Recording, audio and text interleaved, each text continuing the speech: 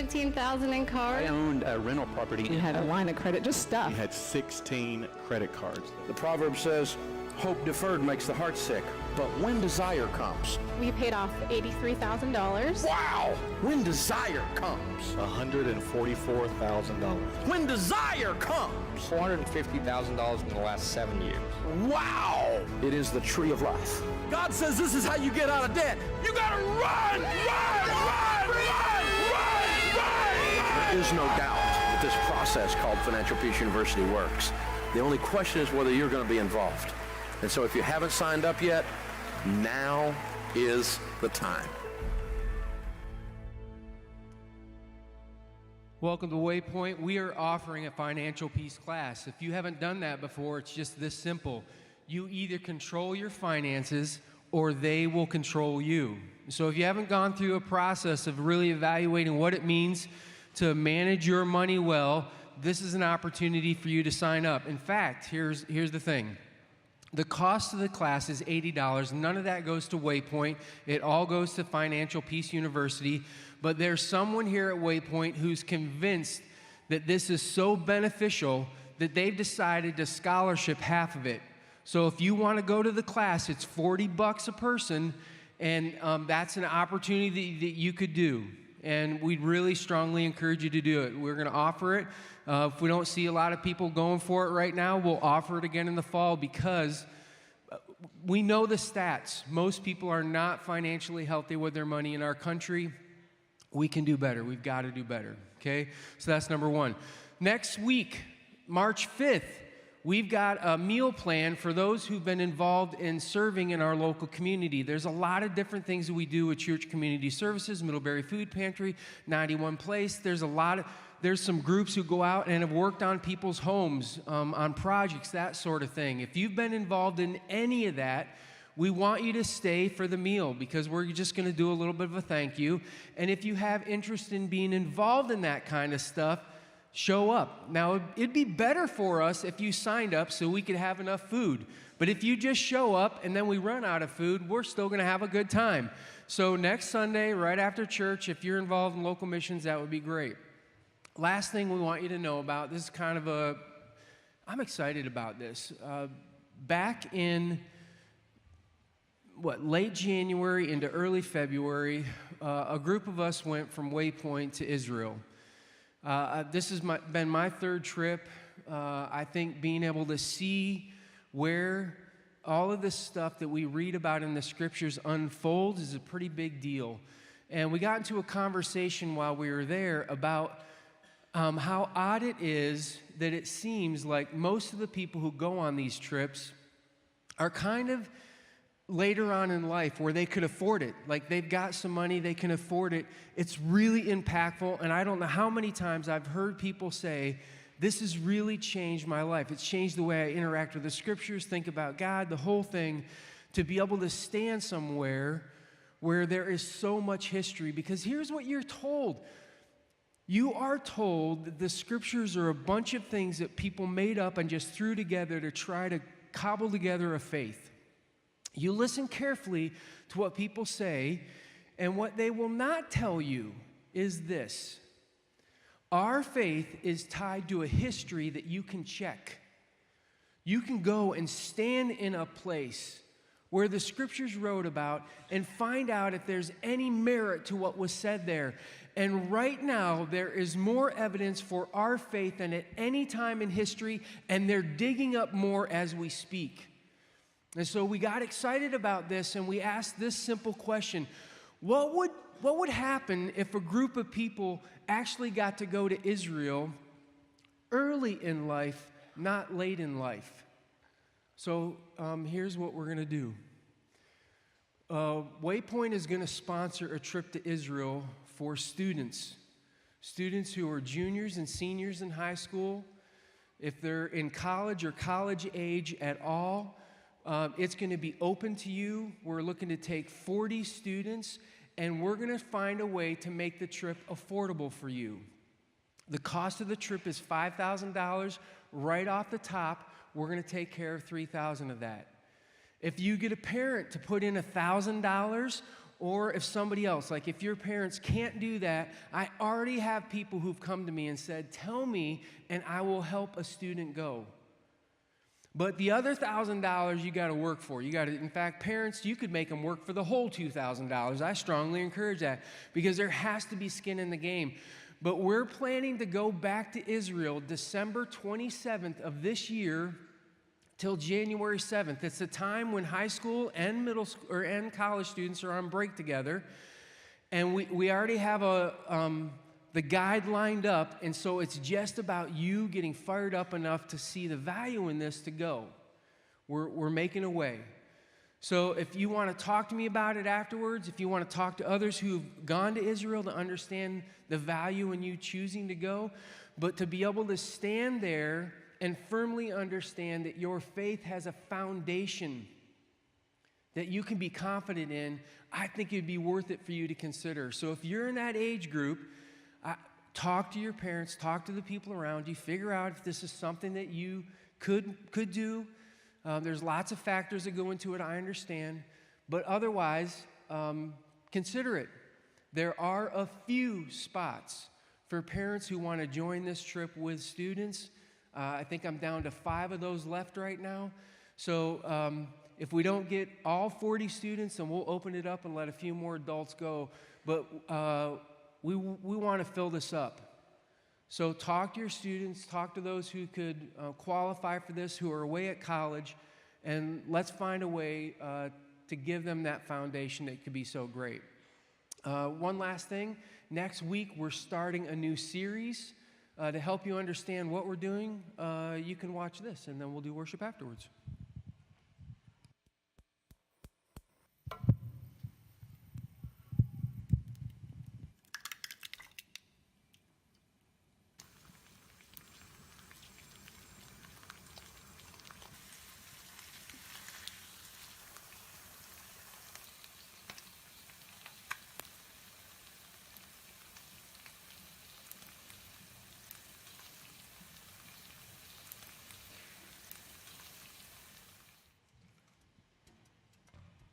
You guys stand and worship with us this morning.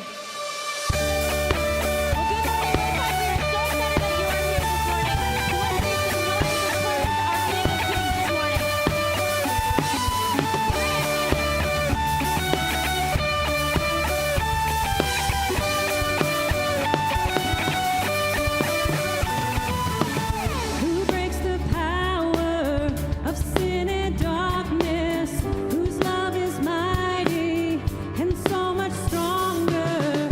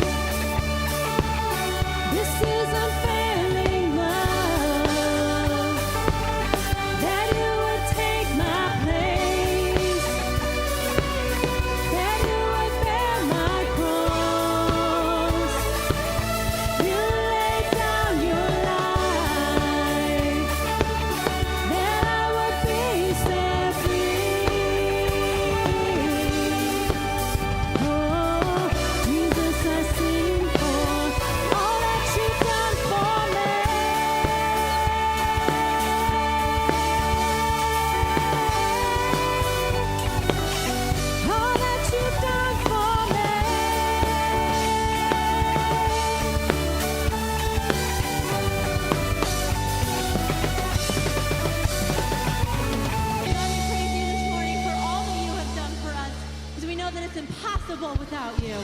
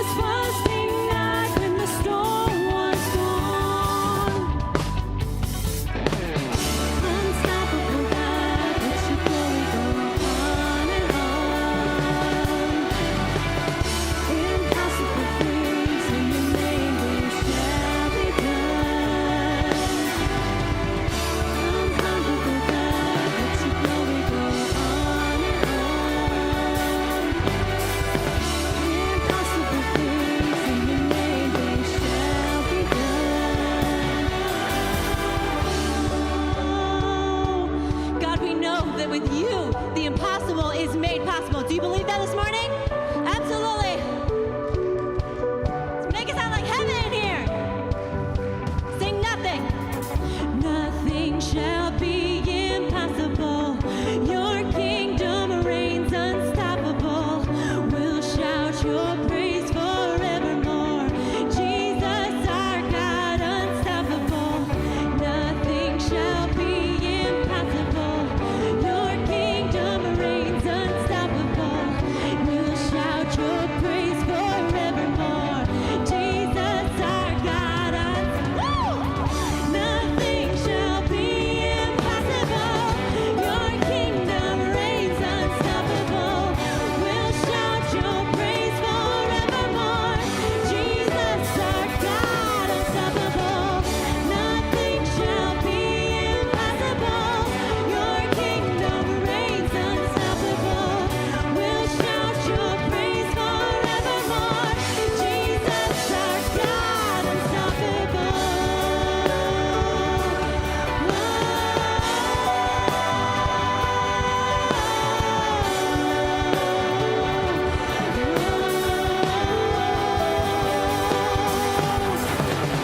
Unstoppable God, let your glory go on and on.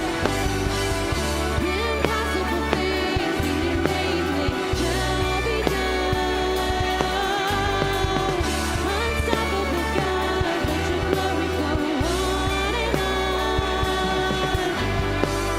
Impossible things in your name shall be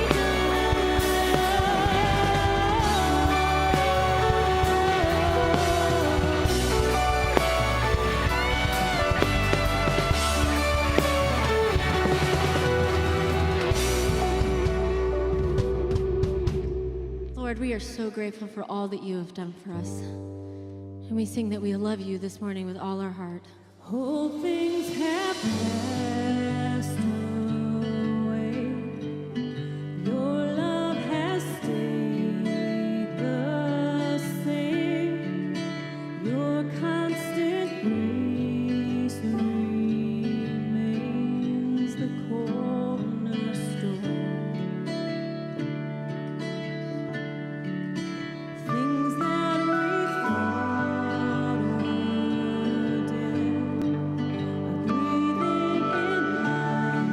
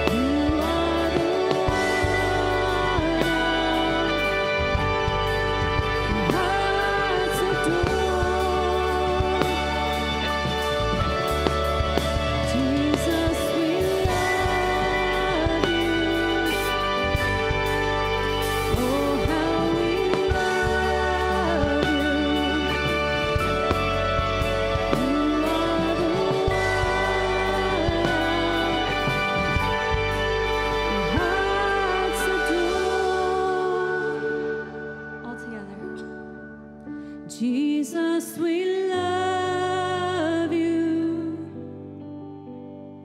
Oh, how we love you. You are the one our hearts adore. One more time. Jesus, we love you. Oh, how we love you. You are the one our hearts adore.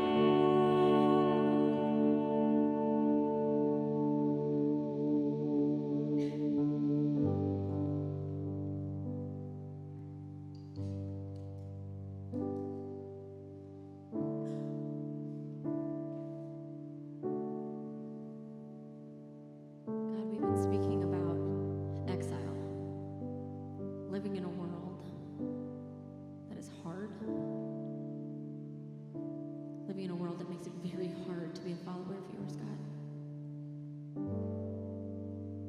So I hope you heard us this morning. In fact, I know that you heard us this morning. That in the midst of exile, we choose you. We pour out our love for you. Our affection, our devotion is poured out on your feet, Jesus. And we are here to scream it from the top of our lungs to say, I don't care what this life may give me. I don't care what kind of exile I am living in. That you are worth my praise and you are worth my love. For the hope that you bring me, the joy that you bring me, and God, the love that you show me every day. God, we could not be any more grateful. So we pray as we go to close this series out this morning that you challenge us in the book of Daniel.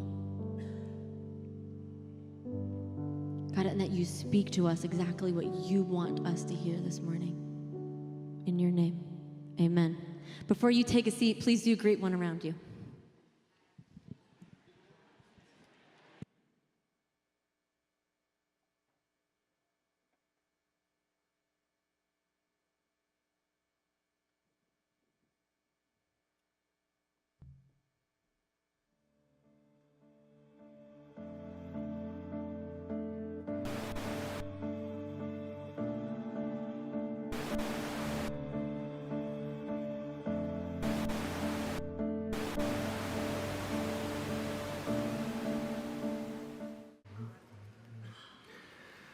All right.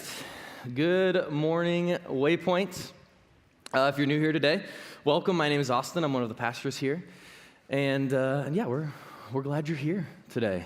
We are. Today is our last day in the series. So, I mean, you're not, don't worry about it, okay? It's not like you're too late here. If this is your first time for this series, no big deal. It'll click, okay? But this is our last day in the series that we're in called Exile, where we've been exploring the Old Testament book of Daniel, which is a story about a group of Israelites who have been exiled to Babylon. And the whole point, really, of this book is to consider what it means or what it looks like to follow after God in a godless society or a godless culture. Now, the book of Daniel, if you're familiar with it, it is 12 chapters long, okay? And together, we have covered 3 of those. Right? So if you're wondering how we're going to get through 9 chapters in a Sunday service in one day today, let's just say I hope you brought your lunch. Okay? I'm joking. I'm just kidding. That was never the plan. And one of the things that I've tried to do in this series is identify some of the major themes or ideas from the book of Daniel when it comes to how to live as exiles, how to live and follow the ways of Jesus, follow after Jesus in a world that wants us to follow in its ways. Or how do we live faithfully for God in a godless culture? What does that look like? And I think, and maybe I can only speak for myself in this moment, but what I have come to realize is that faithfulness in exile is difficult. And it's because of the ways we maintain faithfulness in exile is difficult. Those ways are difficult. Ways like obedience and resistance and humility are ways of faithfulness to God that are hard to maintain day in and day out. It's difficult. And because sometimes, it sometimes feels like day in and day out, what am I doing it all for? I do this all for what? We do our best to maintain faithfulness, and yet we still struggle. We still experience hardship. Whether it's to provide and make ends meet, or keep your marriage together, or raise kids, or have kids. So not only is exile a struggle, but also to maintain faithfulness is a struggle. And I also say it is also a struggle to maintain hope. To maintain hope. It's a struggle to maintain hope when it feels like nothing is working, or things aren't going the way that you think. Things aren't going the way that they ought to, according to what you believe. Right? As people of Jesus, what does it mean to be people of Jesus and actually believe that Jesus is King when our lives or our world doesn't look like Jesus is King? Does our world look like a world where Jesus is King? No, sadly. Just look at the headlines. Right? Look at the headlines recently. And it's actually hard to believe Jesus is King. Though many of us don't need the headlines, sadly, to find this hard to believe. So what does it look like to be people who follow Jesus and believe that Jesus is King of the world when not only is the culture hostile to us, but even the way that the world works doesn't seem to reflect the fact that what we believe, that Jesus is King, when the world doesn't seem to reflect that?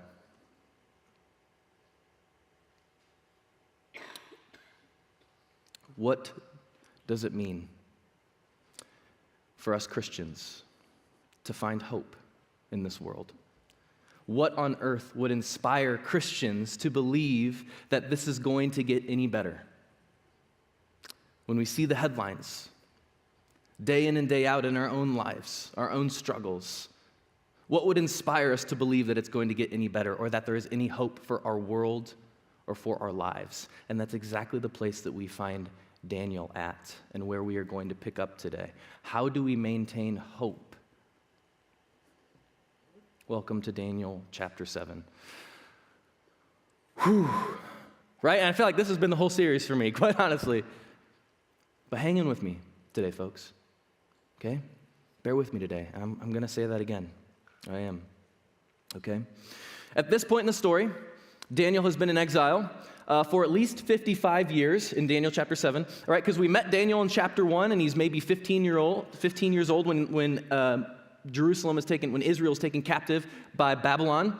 And then we find in chapter 5, when Persia captures Babylon, he's around 70 years old. Now, chapter 7 technically takes place before chapter 5 because of how the book of Daniel is split up, okay? The book of Daniel is split into two halves. Okay? One half is stories from Daniel and his time in exile, and the other half is prophecy, the visions that Daniel had during his time in exile. Okay, and the stories are relatively easy for us to read, right? Stories are easy for us. We understand stories. They make sense. We're used to stories. We grew up reading some of these stories, okay? Prophecies, on the other hand, we really have no concept for in our culture other than like The Simpsons, right?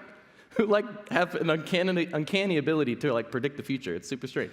Okay, and like true story. When the Super Bowl was, when I was sitting down with a bunch of guys who were talking about, okay, what are your predictions for the Super Bowl? And one guy literally said, "What'd the Simpsons say?" It just kind of made me chuckle as I'm thinking about this. Can I say Super Bowl? The big game. I don't know. I can't remember. Okay. Regardless, so we in our culture, we don't really have a category for prophecy, for what this looks like. And so I guess aside from Simpsons, okay, this stuff, it just gets kind of weird for us. It gets strange. And then you add like Christians who like make it weird, right? Okay? And so like it gets weird when Christians start trying to like take this and turn it into something that like is like, I actually think I found a good image for or a solid depiction of what this looks like when what some Christians tend to do when they read prophecy in the Bible. Right? Sometimes. Okay? And so it sometimes feels like this, like you're up and like, oh yeah, okay, times and half time. Okay, get it. Right, and then you're piecing together all this stuff. Okay? And so maybe some of you sitting in the seat, maybe that's you, and that's cool. You know, that's all right. All right? I could get really excited about it too. Okay, and so maybe you're sitting in the seat and you're really excited for this moment in this series. And so you've been looking forward to this time in Daniel when we get into the prophecy and the visions and all that stuff. You're ready for it, right? You've brought your calendars. Okay, you've got your charts and your tables ready, right? An opportunity to kind of connect all the dots and predict the end times, like you're ready for it. Okay, you've read all the Left Behind books. Okay. Sorry to disappoint you this morning, but that's not my focus today. It's not, but I do get it. I do get it. Because the reality is, and I get why we're prone to do that, why some of us are prone to do that. I think all of us are prone to do that. All of us want to know when. We want to know when. And so I get it because life is hard. Life is hard. And when you're doing your best to live faithfully to God in a godless society, the reality is you get tired. And then you see or experience more hurt and more pain, and you begin to wonder, how long is Babylon going to last? How long will this world be the way that it is, and when is it all going to end? And so there are people way smarter than I am, whom I have a huge amount of respect for, that have all sorts of opinions on this stuff. And I think that's great, but honestly, I'm cautious to do that because when you turn prophecy into speculation about the what-ifs of the future, tragically, I think you can miss out on what this has to tell us or say about us today, here, and now. Because here and now is obviously where we find ourselves at. Exiles, here and now. And so that is what this whole series has been about, how to live in exile. And so that is what our focus is going to be today as we read through Daniel chapter 7. Okay? You with me? Sweet. All right, let's dive in, okay? So this is Daniel chapter 7, verse 1. In the first year of Belshazzar, king of Babylon, Daniel had a dream, and visions passed through his mind as he was lying in bed. He wrote down the substance of his dream. Daniel said, "In my vision at night, I looked, and there before me were 4 winds of heavens churning up the great sea. 4 great beasts, each different from the others, came up out of the sea." It goes on. The first was like a lion, and it had the wings of an eagle. I watched until its wings were torn off, and it was lifted from the ground so that it stood on 2 feet like a human being, with the mind of a human being was given to it. And there before me stood a second beast, which was like a bear, and it raised up on one of its sides, and it had 3 ribs in its mouth between its teeth, and it was told, "Get up and eat your fill of flesh." And after that, I looked, and before me was another beast, one that looked like a leopard, and on its back it had 4 wings like those of a bird. This beast had 4 heads. That's some crazy leopard, like a death leopard. Okay, and it was given that all the old people are laughing at that one. And it was given authority to rule. After that, in my vision, I looked, and there before me was a 4th beast, terrifying and frightening and very powerful, and it had large, huge iron teeth, and it crushed and devoured its victims and trampled underfoot whatever was left. It was different from all the former beasts, and it had 10 horns. And while I was thinking about the horns, because that's what Daniel did, there before me was another horn, a little horn, which came up among them, and 3 of the first horns were uprooted before it. This horn had eyes like the eyes of a human being, and it also had a mouth that spoke boastfully. Makes sense, right? Are we tracking? Okay, yeah, all right. No, we're gonna keep going, and like I get it, but to Daniel, this isn't strange to him. Okay, dreams and visions were not uncommon, and it's actually not uncommon to find dreams and visions throughout the scriptures. Okay, and so for Daniel, this isn't uncommon for him. Okay, even though we read that he was greatly troubled by this at the end of his dream, to Daniel and other ancient readers of the prophets, okay, and other things, dreams and visions of beasts and horns were commonplace, and they're often symbols. Okay, so first, before we dive in any further, I want us to take notice of the word like. As we read that, okay, we found like shows up time and time again throughout Daniel 7. And what Daniel is trying to do here is just describe the indescribable. Because dreams and visions from heaven really push our earthly language to its breaking point. So we get the word like over and over again, okay? And I think we experience this too in our own lives, because some of the best things that we experience in our own lives are actually really difficult to put into words. If you're married in the room, think of your first night with your spouse. It was like time stood still, right? It was like a beautiful symphony played the sweetest sound. It was like shooting stars, all right? Those are direct quotes from my wife.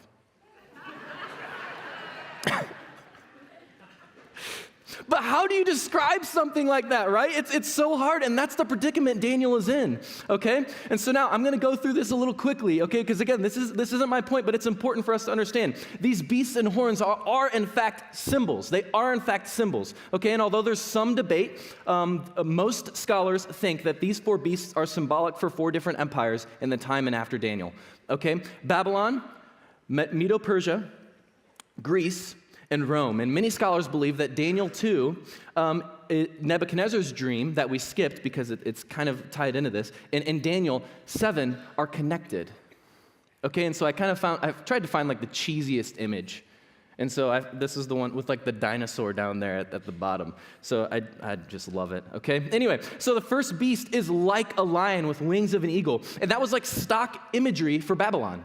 Okay, like if you just Google image Babylon, like first of all, the Hanging Gardens of Babylon are going to come up, and like in the Hanging Gardens, you're going to see this beast, this lion-looking creature with the face of a human and eagle's wings. Okay, so this is stock imagery for Babylon. The second beast was like a bear with 3 ribs in its mouth, and the imagery would suggest that this bear is still hungry. That's why those ribs are there. It ate something, but it is still hungry. It's told to go fill its belly with more flesh. Okay, so the Medo-Persian Empire not only conquered Babylon, but also Egypt and Lydia at the same time, okay? But it was still hungry and out for blood.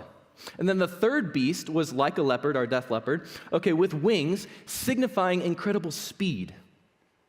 So many scholars think that this is symbolic of the Greek Empire with Alexander the Great, who not only conquered the Medo-Persian Empire, but most of the known world at the time, and it only took him a little over 10 years. Speed. Okay, and then with that leopard that had the 4 heads, okay, not only did it happen quick, but those 4 heads, it's because Alexander, when he died, his kingdom was split into 4 pieces of his 4 generals. Okay? And this last beast in Daniel's dream was just unlike anything he'd ever seen, apparently, because he doesn't liken it to anything other than the fact that it's just a beast, and it's terrifying, and it's frightening, and it's very powerful, and it has large iron teeth. And some scholars think, like this image, think this points to Rome.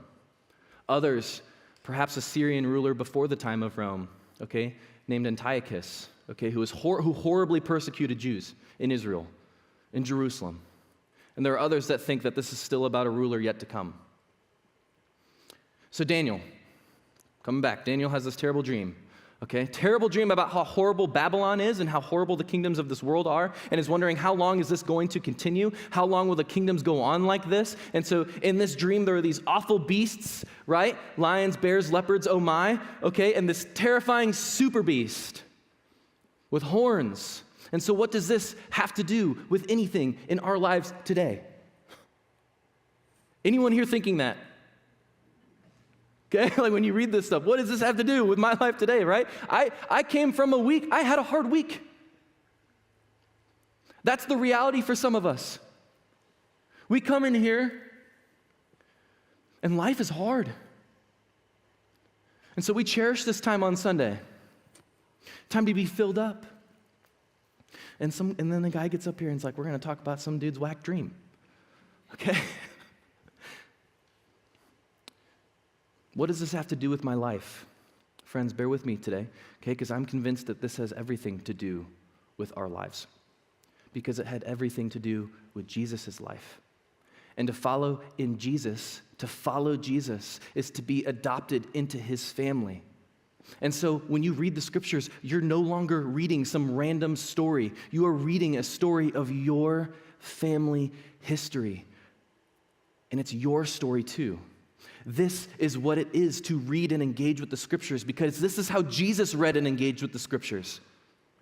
And so what we're going to discover today is that this chapter in Daniel 7 is perhaps the most important part of the scriptures to Jesus. He quoted it many, many times. And the one way that he used to refer to himself, Jesus accepted the name Christ. Like he didn't deny it. When people called him the Christ, he never denied it. But Jesus never called himself that. And so we're going to get to a point in the scriptures that I think in Daniel 7 today that I think is really significant to Jesus. Okay, so I know this is a weird dream, all right? But hang with me. Verse 9, as I looked, thrones were set in place, and the Ancient of Days took his seat. His clothing was white as snow, his hair and head was white like wool. His throne was flaming with fire, and his wheels were all ablaze. Ancient of Days is the term we get here, eternal one. The one who rules then and rules now. He's outside of time, Ancient of Days. He's the ruler of rulers. Okay, the first kingdom to come and the last kingdom that will be. And his clothing was white, symbolizing purity. Okay, his hair was white, symbolizing wisdom. Again, Daniel's just doing his best to try and give us like earthly language to these heavenly things, like heavenly purity and heavenly wisdom. Verse 10, a river of fire was flowing, coming out from before him. Thousands upon thousands attended him. 10,000 times 10,000 stood before him. It's funny because that like the numbers here aren't real words. You know, like when your kid says, I love you like a bazillion, jillion, gillion, thrillion? It's like kind of what's happening here in the scriptures. Okay? And then the court, and then we're in this courtroom. The court was seated and the books were opened, okay? This is courtroom language. It's a courtroom where God is judge, jury, executioner on his flaming Godmobile. What I like to call it. Okay? Verse 11, then I continued to watch because of the boastful words that little horn was speaking. And I kept looking until the beast was slain and his body destroyed and thrown into the blazing fire. The other beasts have been stripped of the authority but were allowed to live for a period of time. In my vision at night I looked, and there before me was one like a son of man coming with the clouds of heaven. He approached the Ancient of Days and was led into his presence.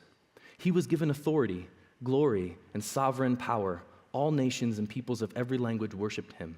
His dominion is an everlasting dominion that will not pass away, and his kingdom is one that will never be destroyed. Son of man. Where have we heard this before? Where have we heard this before? Is there someone in the Bible who referred to themselves as this? Your Sunday school radars should be like, beep, beep, beep. Okay, it should be going off, all right? Is there someone in the Bible? Who are we talking about here? All right, so say it again, we're in a church. Yeah, there we go, okay, just like a good Sunday school class. Very good, very good. Okay, all right, Jesus.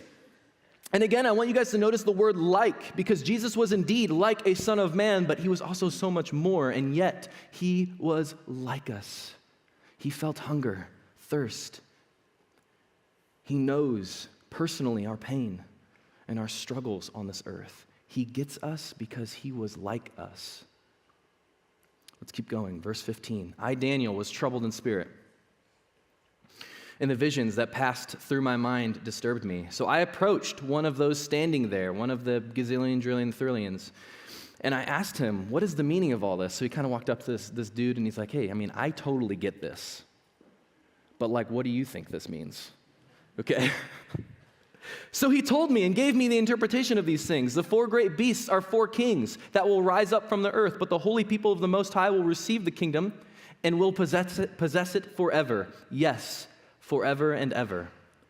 Then I want to know the meaning of that fourth beast, which is different from all the others and most terrifying, its iron teeth and bronze claws, the beast that crushed and devoured its victims and trampled underfoot whatever was left. I also wanted to know about the 10 horns on its head, and about the other horn that came up, which before three of them fell. The horn that looked more imposing than the others, and that had eyes and a mouth, and spoke boastfully. As I watched, this horn was waging war against the holy people and defeating the holy people, until the Ancient of Days came and pronounced judgment in favor of the holy peoples of the Most High. And then the time came when they possessed the kingdom. He gave me this explanation. The fourth beast, which I have come to call the super beast, is a fourth kingdom that will appear on earth. It will be different from all the other kingdoms, and it will devour the whole earth, trampling it down and crushing it. The 10 horns are 10 kings. Horns are symbolic in the scriptures for rulers. Okay, not like a trumpet horn, but like a bull's horn. Okay, for rulers. So horns are 10 kings, and after them will arise one different from the earlier ones. He will subdue 3 kings. He will speak against the Most High and oppress his holy people, and try to change the set times and laws. The holy people will be delivered into his hands for a time, times, and half a time.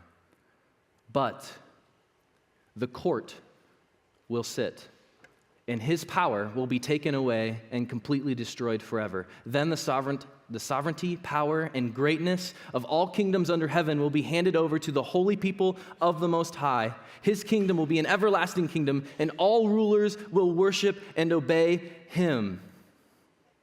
This is the end of the matter, and I, Daniel, was deeply troubled by my thoughts. My face turned pale, and I kept the matter to myself. Verse 26, but the court will sit, and his power will be taken away and completely destroyed. Then the sovereignty, power, and greatness of all kingdoms under heaven will be handed over to the holy people of the Most High.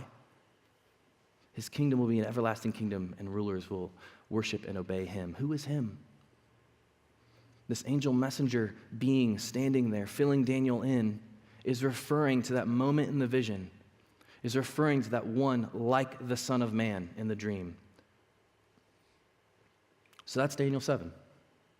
That's what we've got. That's what we're working with today. Okay, you've got God's holy people who are persecuted, who are the minority, being trampled by the kings and kingdoms of the world, and they're wondering how long will these kingdoms rule the earth? And if you're Daniel, is this dream good news to you? If you're Daniel, is this dream good news to you? Yes, it is, absolutely. This is good news to you, okay? In this dream, Daniel is reassured that it will not be forever, that these kings and kingdoms will not rule forever, that one day these kings and kingdoms, they will be destroyed and God's people will be vindicated, and God's people in the world, God's world will be made right. And like, that's cool and all. Yeah, I get that. I know that's going to happen, but like when? When? I want to know when, because I'm tired of waiting. I'm tired of this world. I'm tired of the brokenness that I see and that I experience. I want to take you to one more place in Scripture. This is Matthew 26. Band, you guys can come on up. We have here in Matthew 26, Jesus standing. He's standing trial, okay, in this makeshift courtroom before the religious leaders of the day, because he's healing people and he's loving people and he's claiming that the kingdom of heaven is here and it is now. And so we have this moment where the high priest brings together the rest of the religious leaders, and they bring Jesus in front of them, and they ask him, "Are you the Messiah?" Jesus doesn't answer. Verse 62. Then the high priest stood up again and he said to Jesus, "Are you not going to answer? What is this testimony that these men are bringing against you?" Jesus remained silent. The high priest said to him, "I charge you under oath by the living God. Tell us if you are the Messiah, the Son of God." "You have said so," Jesus replies. So punk rock. again. But I say to you, from now on you will see the Son of Man sitting at the right hand of the Mighty One and coming on the clouds of heaven. Does that sound familiar? Then the high priest, he tore his clothes and he said, "He has spoken blasphemy. Blasphemy." Again, this should sound familiar because we just read it in this moment to Jesus, when he refers to himself as the Son of Man. When he's telling the high priest, listen, when you condemn me, that is the moment that I will be lifted up. In this moment, Jesus calling himself the Son of Man, who is he calling the high priest of Israel? Or what? The beast. The super beast. In that moment, that's what he is calling the religious people of the day. To Jesus, Jesus has come to dethrone the beasts of our world, the kingdoms of man, all of them, from Babylon to the religious in Jerusalem to the kingdoms here in 2023. Jesus is Lord, and the kingdom of heaven is the only kingdom that lasts. But in times of exile, it can be easy to lose hope. Because we look at the world around us and we wonder, how long is it going to be like this? Daniel, he wondered. He prays in chapter 9, repenting, like Daniel was pretty close to perfect. And he repents, and then he petitions God to deliver them and return them back to the promised land. Back to where the goodness of God is and flows. And maybe you too yearn for the promised land. I think we all do. I think we all yearn for a time and a place where everlasting peace and goodness is everywhere. And there isn't pain and suffering, but rather joyous celebration. I think there's a song that really just depicts this perfectly. And so I'm going to invite you guys to listen to the song, and then I'll come back up and close this out today.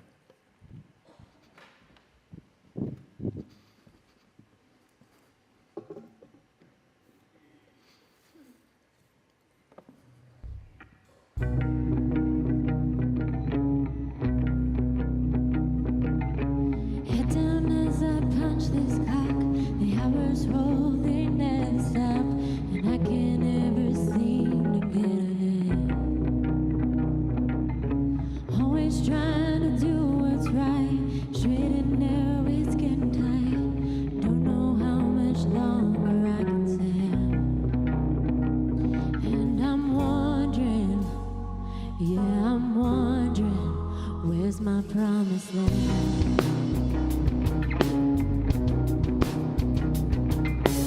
Out here on this desert road, it's hot as fire, but I've grown cold. Circling like a plane that never lands. And even though the questions change, the answers always stay the same. Maybe someday I will understand. You got me wondering, where's my promised land?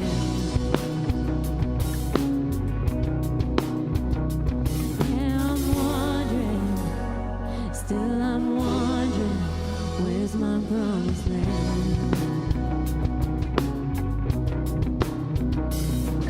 I've run this earth for many years. If there's one thing I know, there's nowhere on this side of heaven where the streets are made of gold. How long they tell my grand illusions, looking toward the day that I'll be home. I won't give up on this race, broken but I still have faith that this whole life is all a part of a plan. And I can feel it in my soul. One day you'll stand before the throne with nothing left but hope in these two hands. And all these seasons, I'm still believing you're my promised land. And all my grief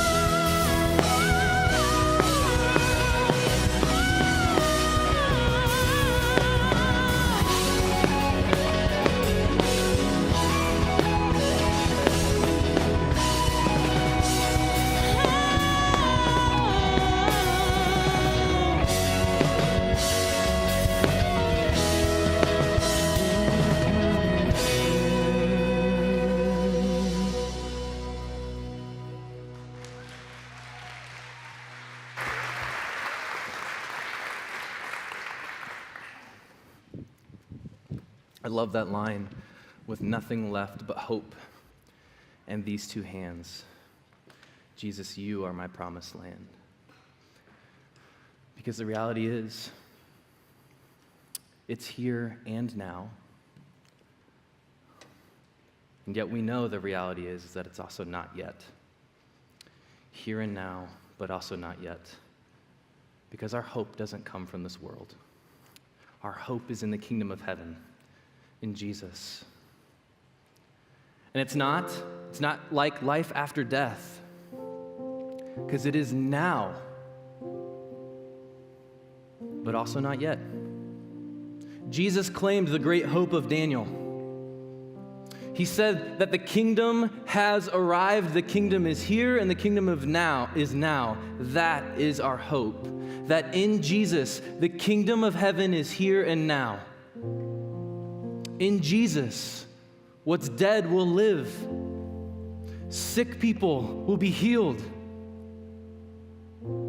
Those who don't feel loved will know love. Broken marriages, relationships, and lives will be restored in Jesus. No earthly kingdom will last. No earthly kingdom will stand before the kingdom of heaven, because Jesus' kingdom and his kingdom is here and now and forevermore. And in Jesus, we get to be a part of that. We get to see that happen here and now. We get to usher in that kingdom with Jesus. We get to see it and experience it. So I don't know where this lands with you today, where this series lands with you today as we talk about exile and learn about exile, but I know that exile is hard. And I know that this life is hard. But Jesus is our hope. Whether you're the victim of all the mistakes of the world, you're living faithfully, you're doing your best, and you're like Daniel, God, when is this going to end? We have the life and the story of Jesus and his Spirit within us. Maybe you're sitting here today and you've made a lot of mistakes. You're not perfect. No one is. God doesn't ask you to be. But he does say, follow me. Love me. Put your faith and trust in me. Because everything in this world will fade.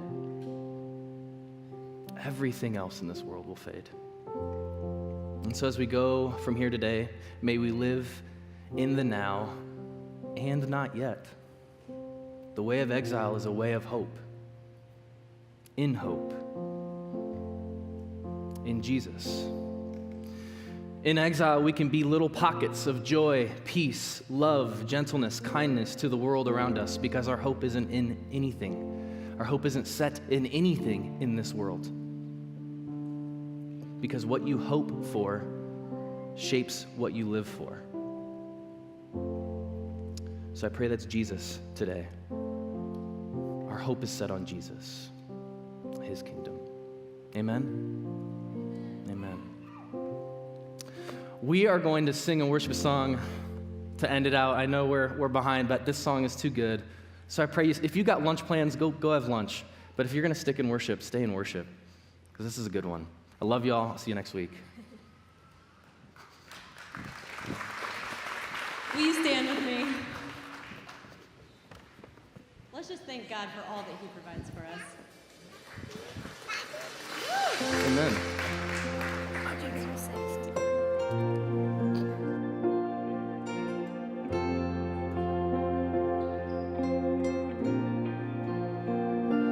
great the chasm that lay between us, how high the mountain I could not climb.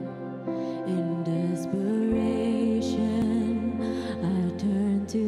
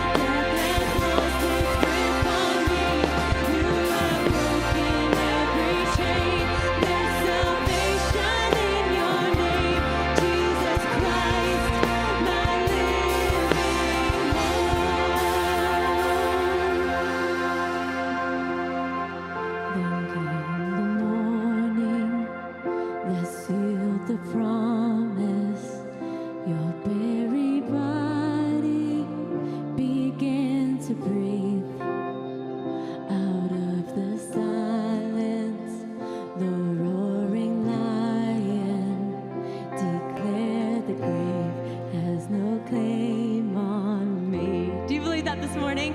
Then came the morning that sealed the promise.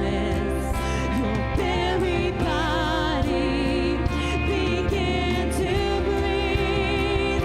Out of the silence, the roaring lion declared the grave has no claim on me. Jesus, yours is the victory.